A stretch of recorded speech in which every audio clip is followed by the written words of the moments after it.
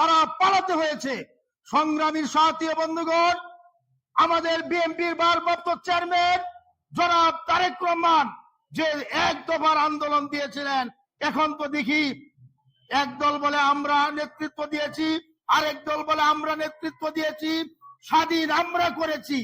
বন্ধুগণ, এটা মানুষকে বিভ্রান্তিতে ফেলায়।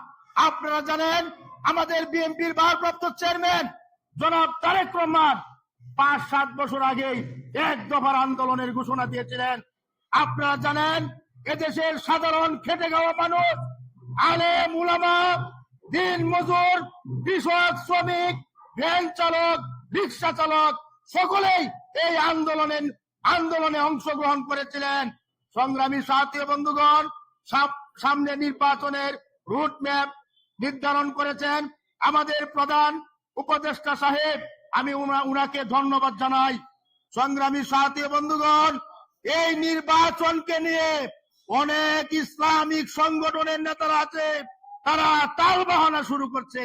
সংগ্রামী সাথী বন্ধুগণ, আমরা আলেম সমাজ, আমরা এইদিকে দৃষ্টিপাত রাখতে হবে।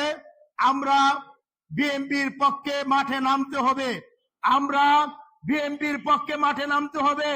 এক শ্রেণীর রাজনৈতিক দল আছে, আপনারা হয়তোবা জানেন, স্পষ্ট ভাষায় বলে দিতে চাই, জামাতে ইসলাম। এদের ভূমিকা 71-এ আপনারা যান, 71-এ ওদের কোনো ভূমিকা ছিল না। আপনারা জানেন যতবার দেশটা একটি শান্তিতে চলতে যায় তখন এই জামাতে ইসলাম তারা বাধা হয়ে দাঁড়ায়। সংগ্রামী সাথী বন্ধুগণ, এরা কোন ইসলামিক সংগঠন না, এরা ইসলামের লেবাস লাগিয়ে, ইসলামের সাইনবোর্ড লাগিয়ে মানুষদেরকে বুকা বানিয়ে তারা রাষ্ট্রীয়ভাবে তারা ক্ষমতায় আসতে চায়। এরা হচ্ছে ঘোলা পানিতে মাছ শিকার চেষ্টা করে। সংগ্রামী সাথী বন্ধুগণ, আপনারা সকলে সজাগ থাকবেন। সামনে নির্বাচন আসছে, আমরা সকলে সজাগ থাকব। আমরা বিএনপির পক্ষে কাজে নেমে পড়ব। আপনারা সকলেই ভালো থাকবেন। আমাদের ঢাকা মহানগর দক্ষিণ উলামা দলের বিপ্লবী আহ্বায়ক মাওলানা মুফতি মোহাম্মদ আলমগীর হোসেন খলিলের হাতকে এবং সদস্য সচিব যিনি ছাত্র রাজনীতি থেকে বেড়ে উঠে এসেছেন, উনার হাতকে শক্তিশালী করতে হবে।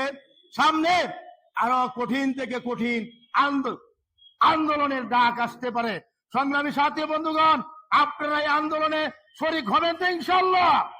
ইনশাল্লাহ, এই আশাবাদ ব্যক্ত করে আজকে আমি এখানে বিদায় নিচ্ছি। আল্লাহ হাফেজ। বাংলাদেশ জিন্দাবাদ, বাংলাদেশ জাতীয়তাবাদী উলামা দল জিন্দাবাদ, ঢাকা মহানগর দক্ষিণ উলামা দল জিন্দাবাদ, শহীদ জিয়া ওমর হক, দেশনেত্রী বেগম খালেদা জিয়া জিন্দাবাদ, তারুণ্যের অহংকার তারেক রহমান জিন্দাবাদ, জিন্দাবাদ।